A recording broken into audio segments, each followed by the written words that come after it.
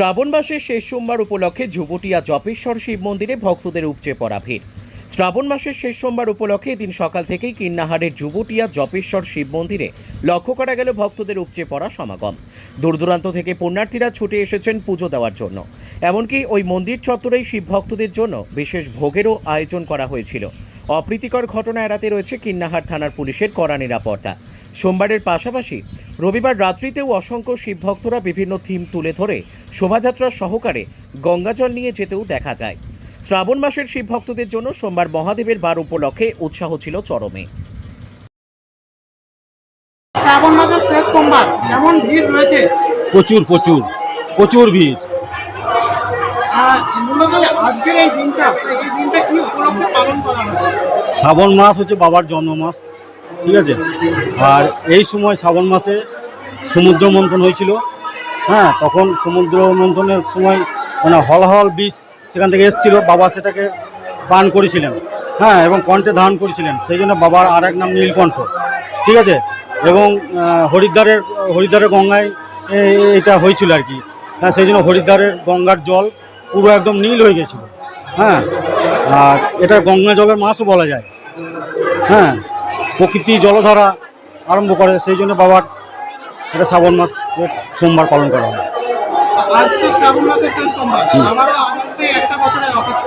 আবার সেই একটা বছরের অপেক্ষা। মানুষ আশা নিয়ে সবাই থাকবে যে আবার শ্রাবণ মাস এক বছর পরে আসবে, এক বছরের প্রতীক্ষা। হ্যাঁ, নিরাপত্তা খুবই আঁটাসাঁটো।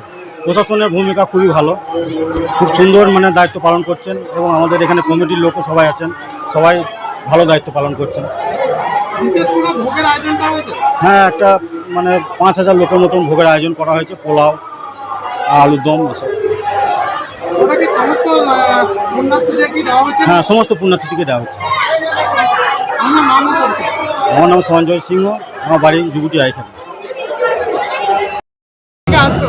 আমরা চৌহাট্টা থেকে আসছি, উদ্যানপুর থেকে র্যালি করে আসছি। হ্যাঁ, এখানে আমাদের রামলালা আনা হয়েছে, একটা বাবা মহাদেব, তার সঙ্গে নন্দী সোজাসুজি হয়ে আছে, এবং সব গোটা আমাদের গ্রাম মিলেই এটাকে আসছে। গ্রামের উদ্যোক্তার জন্যই করছি, আমার ওখানেই যায়, কিন্তু আমি যত রকম প্রোগ্রাম আমরাই করি, কিন্তু ছেলেরা সহযোগিতা ছাড়া তো হবে না, তাই সব ছেলেরা সহযোগিতা করি। হ্যাঁ, প্রত্যেক বছরে এই ধরনেরই। এবং কালকে মহোৎসব আছে, 3,000 লোকের মতো মহোৎসব আছে। এইগুলো চৌহাট্টা বাস স্ট্যান্ড থেকে নিয়ে সকাল দিকে র্যালি হয়ে একদম আমাদের চন্দ্রচূড় মন্দির আছে, চন্দ্রচূড় মন্দিরে ঢালা হবে। ওখানে পরে আমার কারখানাতে মহাদেব আছে, মহাদেবে ঢালা হবে।